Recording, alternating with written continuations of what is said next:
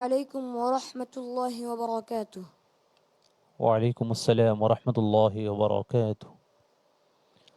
قال الله سبحانه وتعالى في كلامه المجيد: أعوذ بالله من الشيطان الرجيم.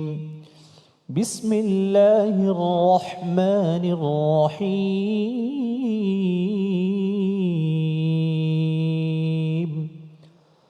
غافر الذنب وقابل التوب.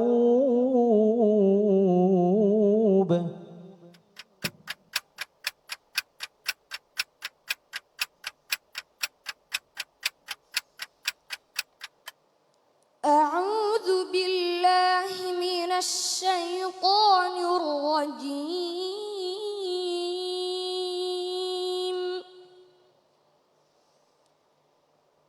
بسم الله الرحمن الرحيم.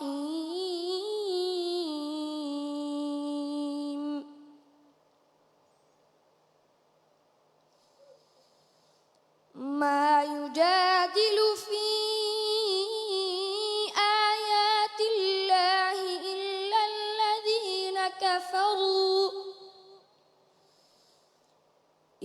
الذين كفروا فلا يغررك تقلبهم في البلاد.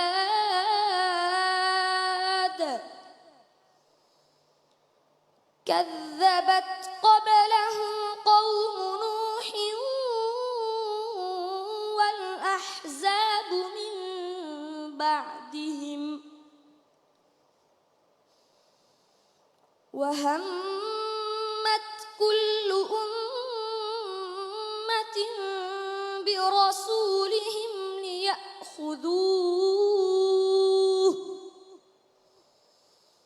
ليأخذوه وجادلوا بالباطل ليدحضوا به الحق فأخذتهم فكيف كان عقاب.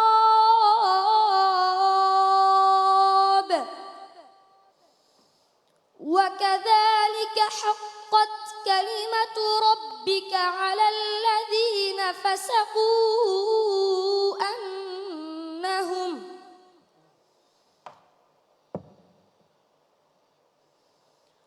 وكذلك حقت كلمة ربك على الذين كفروا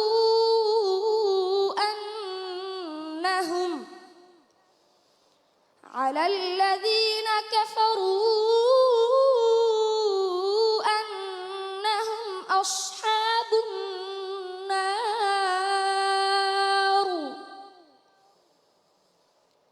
الذين يحملون العرش ومن حوله يسبحون بحمد ربهم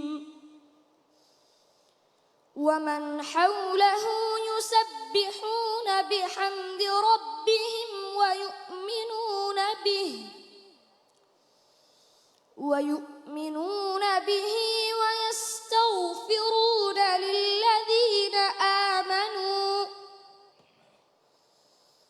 ربنا وسعت كل شيء رحمة وعلما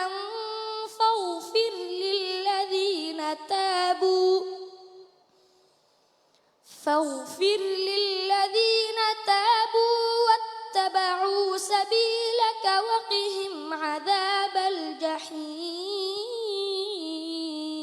حسبك. صدق الله العظيم.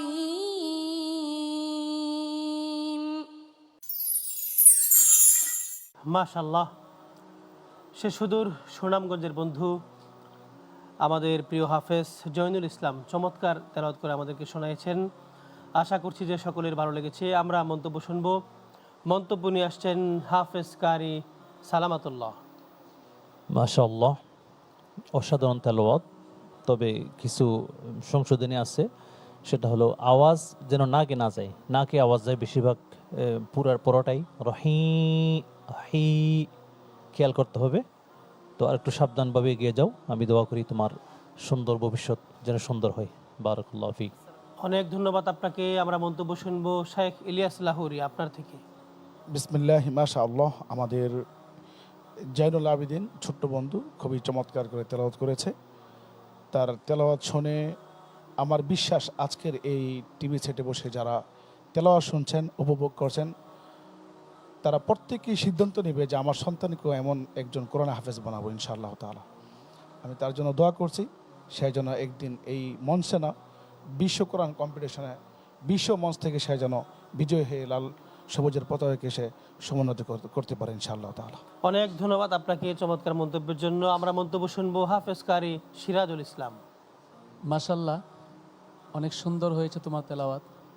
সিলেটের সবুজ যেই দেশ, সেখানে দুইটি পাতা একটি কুড়ি, যখন দোল খায় বাতাসে, তার তেলাওয়াত শুনে এই দোল খেয়ে যেই আনন্দ পাওয়া যায়, তার তেলাওয়াত শুনে এরকম আনন্দ পাওয়া যাবে।